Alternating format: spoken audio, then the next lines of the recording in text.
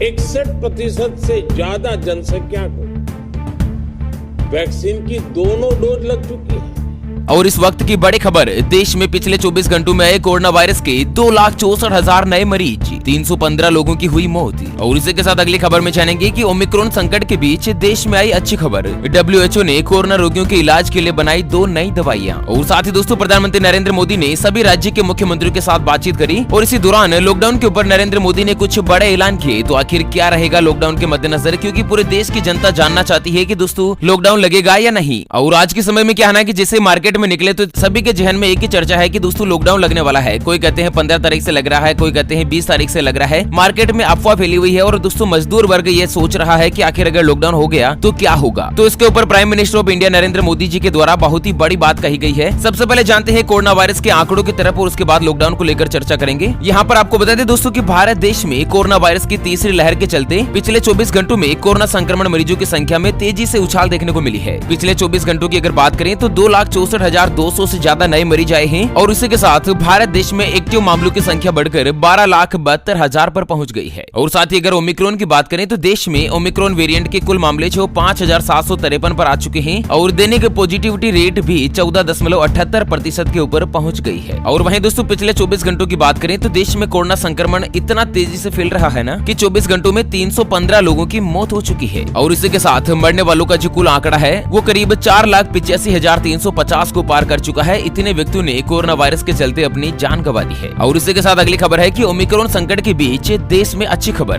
WHO ने corona रोगियों के इलाज के लिए 2 नई दवाइयों की करी सिफारिश। तो दोस्तों विश्व स्वास्थ्य संगठन यानी कि WHO ने अभी हाल ही में कोरोना रोगियों के इलाज के लिए 2 नई दवाइयों की सिफारिश करी है। और यहाँ पर दोस्तों 2 नई दवाइयों को जिनको जो मंजूरी दी है ना, इसमें एक तो है बारिसिटिनिब और दूसरी दवा है दोस्तों कासिरिविमेब। इन दोनों दवाइयों को दोस्तों WHO ने रिकमेंड किया है कि जो गंभीर कोरोना रोगी है, जिनको कोविड रोगियों के इलाज के लिए दोस्तों गंभीर परिस्थिति में इनका उपयोग किया जा सकता है। मतलब ये दवाइयां कुछ असरदारक है। हालांकि WHO का कहना है कि दोनों दवाइयों में से केवल एक का ही इस्तेमाल करना है, दूसरी का नहीं करना है, दोनों का एक साथ नहीं करना है, ठीक है ना। और साथ ही अगली खबर है कि प्रधानमंत्री मोदी ने सभी राज्य के मुख्यमंत्रियों के साथ करी बातचीत। इमरजेंसी मीटिंग में जानिए लॉकडाउन पर आखिर क्या हुई चर्चा। तो कोरोना वायरस की तीसरी लहर और ओमिक्रॉन के मामले जिस तरह से तेजी से बढ़ रहे हैं ना, उसके मद्देनजर कोरोना रोगियों में रोज नए मामलों में उछाल आ रही है। और दोस्तों पिछले 24 घंटों की अगर बात करें तो 2,64,000 के आसपास नए मरीज आए हैं। और इसी के साथ कोरोना वायरस की तीसरी लहर से निपटने के लिए प्रधानमंत्री नरेंद्र मोदी जी ने सभी मुख्यमंत्रियों के साथ एक इमरजेंसी बैठक करी। और इस बैठक में सभी मुख्यमंत्रियों को कुछ जरूरी दिशा निर्देश दिए। और साथ ही मुख्यमंत्री का कहना है कि कोरोना नियंत्रण के लिए लॉकडाउन और सख्त पाबंदियां लगाते समय लोगों की आजीविका और अर्थव्यवस्था का जरूर ध्यान रखें। यानी कि दोस्तों जैसे लॉकडाउन लगता है ना, तो इससे आजीविका के ऊपर यानी कि लोगों की इनकम के ऊपर बहुत ही ज्यादा प्रभाव पड़ता है। तो दोस्तों इस मीटिंग में देश के गृह मंत्री अमित शाह जी भी मौजूद रहे थे। और साथ ही मोदी जी का कहना है कि देश के पास पिछले 2 सालों का अनुभव है, एक्सपीरियंस है कि आखिर 2 सालों में कितनी तकलीफें झेलनी पड़ी थी लोगों को। तो इस बार ये तकलीफें दोस्तों नहीं होनी चाहिए, इस तरह से नरेंद्र मोदी जी ने रिकमेंड किया है। और इसी के साथ अगली जो बड़ी खबर आ रही है कि देश में लॉकडाउन का भयंकर खतरा, फिर हो सकते हैं दूसरी लहर जैसे हालात। दोस्तों कोरोना वायरस की जो दूसरी लहर जब आई थी ना, उसके हालातों के बारे में तो आपको पता ही होगा कि सभी हॉस्पिटल में बेड फुल हो गए थे। ट्रेन की जो बोगियां है ना, उनको भी दोस्तों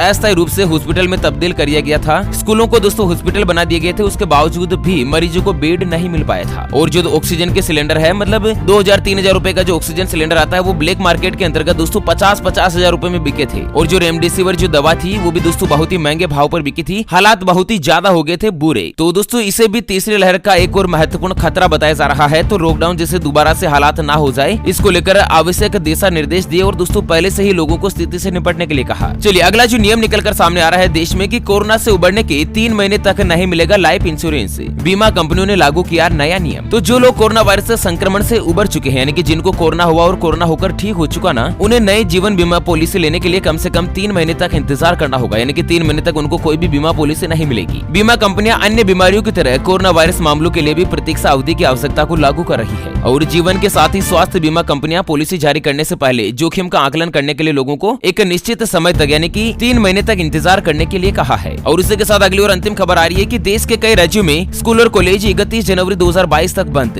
मुख्यमंत्रियों ने जारी किए जरूरी दिशा निर्देश। तो दोस्तों मध्य प्रदेश में आदेश हो ही चुका है, राजस्थान में 30 जनवरी तक बंद है, मध्य प्रदेश में 31 जनवरी और कई राज्यों में दोस्तों 30 और 31 जनवरी तक यानी कि जनवरी पूरे महीने तक स्कूल और कॉलेज बंद किए जाने की घोषणा हो चुकी है। ओके फ्रेंड्स, तो इसी के साथ आज के मुख्य समाचार कोरोना वायरस के अपडेट से जुड़ी इस बड़ी खबरों के वीडियो को फिलहाल के लिए यहीं पर देते हैं विराम। फिर से होंगे हाजिर एक और नई और ताजा ब्रेकिंग न्यूज हेडलाइंस और काम की खबर के साथ। तब तक के लिए जय हिंद, जय भारत, वंदे मातरम।